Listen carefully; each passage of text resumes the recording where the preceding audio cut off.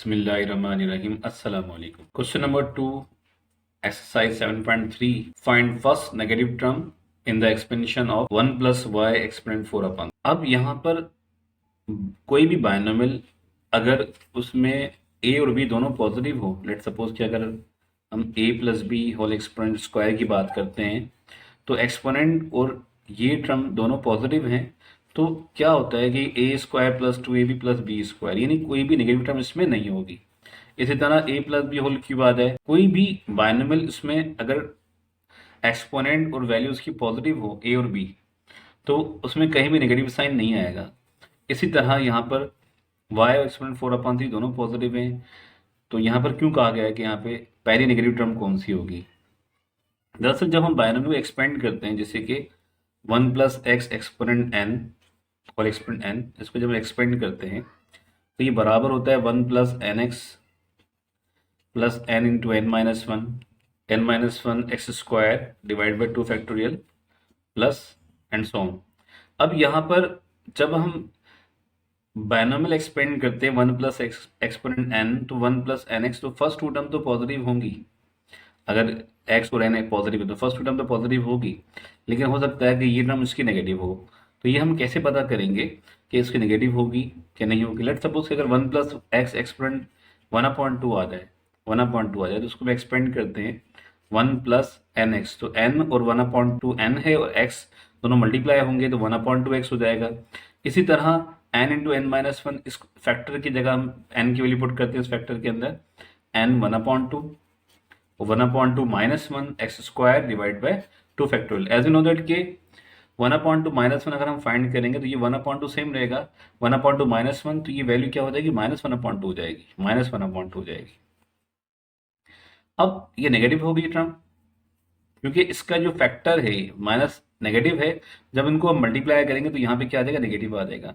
तो इस बायनोमियल की जो पहली नेगेटिव टर्म है वो तीसरे नंबर पे, first second and third number पे इसकी फर्स्ट नेगेटिव टर्म है। इस तरह से इस बायनोमियल की जो फर्स्ट नेगेटिव टर्म होगी वो थर्ड टर्म होगी। 1 प्लस वाई एक्सपोनेंट 4/3 है। इस बायनोमियल की इनफाइनाइट नंबर ऑफ टर्म्स होगी, क्योंकि एक्सपोनेंट जो है फ्रैक्शन फॉर्म के अंदर है। अगर किसी बायनोमियल का एक्सपोनेंट नेगेटिव हो या फ्रैक्शन फॉर्म में हो तो उसकी नंबर ऑफ टर्म्स इनफाइनाइट होगी। अब हमें ये चेक करना है कि इसकी फर्स्ट नेगेटिव टर्म कौन सी होगी। तो ये मालूम करने के लिए हम using general term formula of binomial series का जनरल टर्म फार्मूला हम यहाँ यूज करेंगे। TR+1 is equal to n-1 n-2 and so on n-r+1 divided by r factorial multiply by x exponent r। हम n जो है वो 4/3 put करेंगे और x की जगह पे y पुट करेंगे। TR+1 is equal to 4/3 minus 1 4/3 minus 2 4/3 minus r+1 x exponent r divide by r factorial. हमें नहीं पता कि इसका कौन सा फैक्टर नेगेटिव है। जैसे कि हमने इस बायनोमियल को एक्सपेंड किया था 1 प्लस एक्स एक्सपोनेंट 1/2 का, तो इसके अंदर जो थर्ड टर्म का सेकंड फैक्टर है ये इसमें नेगेटिव आ गया था, जिसकी वजह से इसकी थर्ड टर्म जो है वो नेगेटिव हो गई थी। अब हमें नहीं पता कि इस बायनोमियल को अगर हम एक्सपेंड करेंगे तो उसका कौन सा फैक्टर नेगेटिव हो। तो ये हम चेक करने के लिए हम सपोज करते हैं, लेट सपोज कि इसका ये लास्ट फैक्टर है जो नेगेटिव होगा। This will be first negative term when 4/3 minus r+1 is less than 0। अगर ये फैक्टर नेगेटिव होगा तो ये टर्म पूरी क्या हो जाएगी, नेगेटिव हो जाएगी। अब इसको हम सिंप्लीफाई करते हैं तो 4/3 +1 माइनस r लेस देन 0, 3 1 3 3 + 4 ये हो जाएगा 7, 3 1 3 3 + 4 7/3 minus r less than 0, 7/3 shift करते हैं राइट साइड पे, तो minus r is less than -7/3। Now multiply -1 on both side, तो हम इस नेगेटिव को पॉजिटिव में चेंज करेंगे तो r पॉजिटिव हो जाएगा, 7/3 पॉजिटिव हो जाएगा। तो इनइक्वलिटी जब भी हम किसी नेगेटिव टर्म से मल्टीप्लाई करते हैं इनइक्वलिटी के अंदर, तो इनइक्वलिटी के साइन चेंज हो जाएगी, लेस देन है ये ग्रेटर देन में चेंज हो जाएगी। तो r ग्रेटर है 7/3 से। Implies that r is greater than 7/3 is equal to 2.33 and so on. तो एज यू नो दैट कि r जो होगा यहाँ पे वो नेचुरल नंबर होगा, और नेचुरल नंबर काउंटिंग नंबर होता है, तो इसलिए वो डेसिमल फॉर्म में नहीं होगा। ठीक है, तो r की जो वैल्यू होगी, r की वैल्यू 2.3 से ग्रेटर होगी, 2.5 नहीं होगी, 2.4 नहीं होगी, बल्कि यहाँ पर जो r की वैल्यू होगी वो 3 होगी। तो यहाँ पर r हमें 3 मिला है। अब r जहां भी r है, देखिए यहाँ पर x जो है क्वेश्चन के अंदर, सॉरी x जो है वो y के बराबर है, तो यहाँ पर हम x की जगह y पुट कर देंगे, y एक्सपोनेंट r हो जाएगा। अब जहां भी r है वहां पर r की वैल्यू हम 3 पुट करेंगे। t r+1 है, यहाँ r की वैल्यू 3 पुट करते हैं, तो ये हो जाएगा t 3+1 इज इक्वल टू 4/3 -1। अच्छा, एक और कंफ्यूजन ये होती है कि हमें इसे कितने फैक्टर यहाँ पर लेने हैं। जैसे अगर r की वैल्यू 3 तो फैक्टर्स कितने होंगे? रिमेंबर कि अगर r अगर यहाँ 3 होगा तो उसके हम 3 फैक्टर्स लेंगे। जैसे फर्स्ट फैक्टर 4/3 है, सेकंड 4/3 -1, इसका जो लास्ट फैक्टर होगा 4/3 -2 होगा। ऐसा क्यों है? क्योंकि r की वैल्यू यहाँ 3 है, तो यहाँ हम 3 फैक्टर्स लेंगे। अब आप देख सकते हैं कि ये पॉजिटिव है फैक्टर, ये फैक्टर पॉजिटिव होगा, ये फैक्टर नेगेटिव होगा। कैसे? 3 टू द 6, 4 - 6 -2/3 हो जाएगा, तो इसलिए ये फैक्टर क्या आ रहा है? नेगेटिव आ रहा है, तो ये फर्स्ट नेगेटिव फैक्टर होगा इसका। ठीक है, तो r की वैल्यू अगर 3 है तो यहाँ 3 फैक्टर्स हम लेंगे। और लास्ट में यहाँ पे y एक्सपोनेंट आ रहे, तो y एक्सपोनेंट 3 हो जाएगा डिवाइड बाय 3 फैक्टोरियल। 4/3 सेम, 3 1 3, 4 - 3 1/3 हो जाएगा। 3 2 6, 4 - 6 -2/3 y cube. As you know that कि 3 फैक्टोरियल 6 के बराबर होता है, तो 3 फैक्टोरियल की जगह हम यहाँ 6 लगा देते हैं। अब कैंसिल करते हैं, जो वैल्यू कैंसिल होती है इसमें, जैसे कि यहाँ पर 2 3 6 कैंसिल हो गया, तो न्यूमरेटर के अंदर यहाँ पर 4 × 1 इंटू -1 -4, 3 3 9, 9 3 27, 27 3 81 y क्यूब। तो ये इसकी फोर्थ टर्म होगी जो पहली नेगेटिव टर्म है। तो इस बायनोमियल के अंदर 1 + y एक्सपोनेंट 4/3 जो बायनोमियल हमें गिवन है, इसकी फर्स्ट नेगेटिव टर्म जो है फोर्थ नंबर पे, फोर्थ टर्म इसकी पहली नेगेटिव टर्म होगी, और जो कि -4/81 y क्यूब के बराबर है। तो इस सवाल का आंसर होगा question number 2 second part, 1 + 2x exponent 5/2। जिस तरह हमने फर्स्ट पार्ट सॉल्व किया है ऐसे ही सॉल्व करेंगे इसको। तो हमें चेक करना है कि इसकी फर्स्ट नेगेटिव टर्म किस नंबर पे है, उसकी वैल्यू क्या है। तो सेम फार्मूला हम यूज करेंगे यहाँ पे, using general term formula of binomial series. Binomial series का जनरल टर्म फार्मूला डिफरेंट है और बायनोमियल थ्योरम का जनरल टर्म फार्मूला डिफरेंट है। अगर एक्सपोनेंट फ्रैक्शन फॉर्म में वो नेगेटिव हो तो हम फार्मूला ये यूज करेंगे TR+1। General term formula TR+1 is equal to n -1 n -2 n -r +1 divide by r factorial multiply by x exponent r। अब यहाँ पर जो n है वो 5/2 है। TR+1 इज इक्वल टू 5/2, 5/2 -1, 5/2 -2, तो लास्ट फैक्टर इसका 5/2 -r +1, और x यहाँ पर जो गिवन है 2x है, तो x को रिप्लेस करेंगे 2x से, 2x exponent r divide by r factorial. This will be first negative term.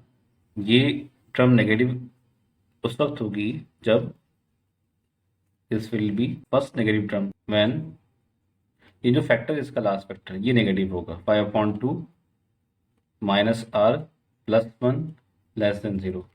ये टर्म नेगेटिव उस वक्त होगी जब ये फैक्टर इसका नेगेटिव होगा। तो इस फैक्टर को हम सिंप्लीफाई करेंगे, 5/2 +1 -r <0 implies that अब 2 1 2, 2 + 5 7/2 हो जाएगा, 7/2 -r <0। 7/2 शिफ्ट करते हैं राइट साइड पे, तो -r minus r less than -7/2 हो जाएगा। तो मल्टीप्लाई -1 ऑन बोथ साइड, जब नेगेटिव साइन से हम या नेगेटिव 1 से मल्टीप्लाई करेंगे, आर और 7/2 दोनों पॉजिटिव हो जाएंगे। अब ये जो इनइक्वलिटी है, इनइक्वलिटी की जो साइन है लेस देन, ये चेंज हो जाएगी ग्रेटर देन में, यानी आर की वैल्यू जो है वो 7/2 से ग्रेटर है। अब एज वी नो दैट 7/2 जो है वो 3.5 के बराबर होता है। R is greater than 7/2 means ये हो जाएगा 3.5, 3.5 से ग्रेटर है। 3.5 से ग्रेटर नेचुरल नंबर या पॉजिटिव इंटीजर होगा 4 होगा। तो इस तरह आर की वैल्यू हमें 4 मिली है। अब ये आर की वैल्यू 4 हम यहाँ पुट कर देंगे जनरल फॉर्मूले के अंदर। आर की वैल्यू जो हमने फाइंड करी यहाँ 4 है। आर की वैल्यू 4 हम इसमें जनरल फॉर्मूले में सब्स्टिट्यूट करते हैं, तो ये हो जाएगा T4 + 1 इज इक्वल टू, अब यहाँ R4 है तो इसके हम 4 फैक्टर लेंगे। फर्स्ट फैक्टर है 5/2, सेकेंड फैक्टर होगा 5/2 - 1, थर्ड फैक्टर होगा 5/2 - 2, और इसका जो फोर्थ फैक्टर होगा 5/2 - 3। आप देख सकते हैं कि 2 3 6 और 5 - 6 -1/2 हो जाएगा। तो ये फैक्टर इसका नेगेटिव है, बाकी पिछले 3 फैक्टर पॉजिटिव है। और 2x सेम रहेगा। एक्सपोनेंट जो r की वैल्यू हमने मालूम की यहाँ 4 है, 4 पुट करेंगे divide by 4 factorial. T4 + 1 T5 हो जाएगा। T5 इज इक्वल टू 5/2, 2 1 2, 5 - 2 ये हो जाएगा 3/2, 2 4 5 - 4 1/2 हो जाएगा। इसी तरह 2 6 5 - 6 -1/2 हो जाएगा। 2 exponent 4 16, x exponent 4 same. As we know that कि यहाँ 4 फैक्टोरियल डिवाइड हो रहा है और 4 फैक्टोरियल बराबर होता है 24 के। T5 is equal to, term भी कैंसिल हो रही है, 3 1 3, 3 8 24। अब 5 multiply 1 multiply -1 -5, as we know that कि ये 2 × 2 4, 4 2 8, 8 2 16, 16 ये 16 कैंसिल हो जाएंगे, तो उसको हम सेम रखते हैं 16 को। 16x4 divide by 16 and divide by 8, 16 cancel हो गए। तो इस तरह से T5 जो हमें मिली है, फिफ्थ टर्म जो है इसकी फर्स्ट नेगेटिव टर्म है, T5 is equal to -5/8 x exponent 4।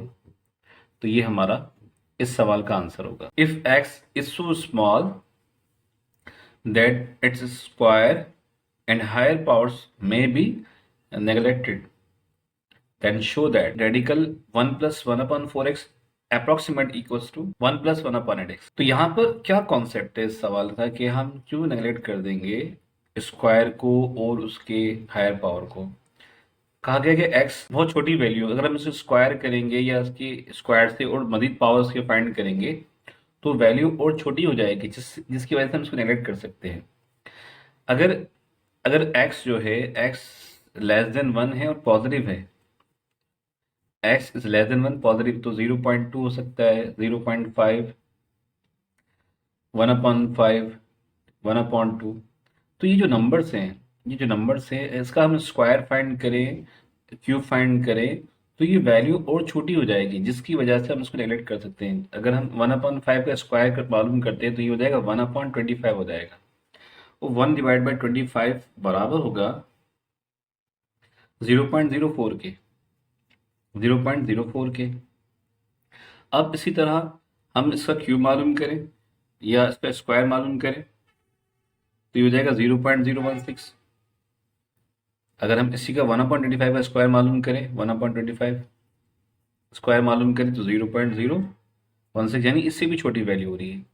किसी भी पॉजिटिव नंबर जो 1 से लेस देन हो उसका स्क्वायर फाइंड करें, क्यूब मालूम करें, वैल्यू और छोटी हो जाएगी। तो इस वजह से इसको हम नेगलेक्ट कर सकते हैं, इसको हम काउंट नहीं करेंगे। फर्स्ट पार्ट क्वेश्चन नंबर 3 का है कि 1 + 1/4x approximate equals to 1 + 1/8x, 1 + 1/4x square root. हम इसको इस तरह लिख सकते हैं कि 1 + 1/4x एक्सपोनेंट 1/2। अब यहाँ पर हम बायनोमियल सीरीज यूज करेंगे। 1 plus x exponent n is equal to 1 plus n x plus n minus 1 x square divide by 2 factorial. ये फार्मूला हम यहाँ पर यूज करेंगे। तो इसी तरह ये square root of 1 plus 4x 1 upon 4x is equal to 1 plus अब उसके बाद एन एक्स, ये एन 1/2 है और x 1/4 है, तो n 1/2 पुट कर देते हैं और x की वैल्यू 1/4x है, plus n into n minus 1। अच्छा, n 1/2 है, 1/2 माइनस 1 हो जाएगा, divide by 2 factorial x square, x यहाँ पे 1/4 x square plus and so on. अब यहाँ पर हमें सवाल में कहा गया है कि x की वैल्यू बहुत छोटी है, जिसकी वजह से हम इसके स्क्वायर और इससे जो हायर पावर होंगे उसको हम नेगलेक्ट कर देंगे। तो इस वजह से हम इसके फर्स्ट 2 नंबर्स काउंट करेंगे। 1 प्लस ये हो जाएगा 2 4 8 1/8 और ये x होगा। अब रीजन क्या है ये हम काउंट नहीं करेंगे, नेगलेक्टिंग स्क्वायर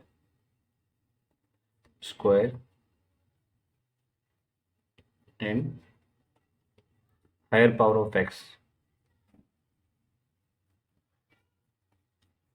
तो ये अप्रॉक्सीमेट इक्वल हो जाएगा स्क्वायर रूट 1 प्लस 1/4 एक्स के। रिक्वायर्ड आंसर होगा। क्वेश्चन नंबर 3 सेकंड पार्ट है। 4 index square root of 1 plus 8x is equal to 1 plus 8x exponent 1/4। Using binomial series 1 plus x exponent n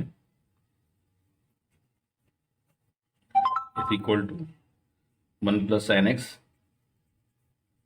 plus n minus 1 x square divided by 2 factorial and so on। Same formula यहाँ पे use करेंगे। 4 index exponent 1 plus 4 index 1 plus 8x is equal to, अब इसको हम expand करेंगे इस फार्मूले से 1 प्लस एन एक्स, तो 1 फर्स्ट टर्म सेम रहेगी plus n into x, n यहाँ पे 1/4 है और एक्स 8x के बराबर है,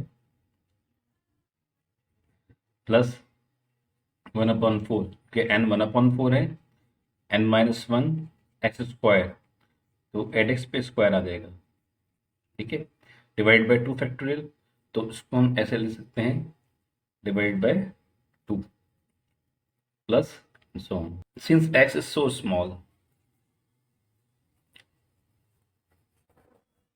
x की वैल्यू बहुत छोटी है, लेस देन 1 है, therefore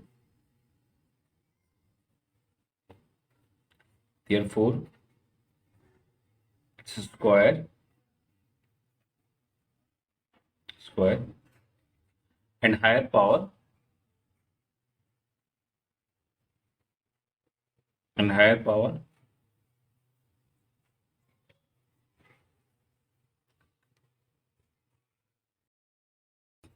neglected 4 index 1 plus 8x same रखेंगे, इसको 1 same plus same 4 to the 8, यहाँ 2x आएगा, स्क्वायर की टर्म में उसके क्यूब सब हम नेगलेक्ट कर देंगे, तो ये अप्रॉक्सीमेट इक्वल हो जाएगा इसके 4 index 1 plus 8x approximate equals to 1 plus 2x। This is our required answer.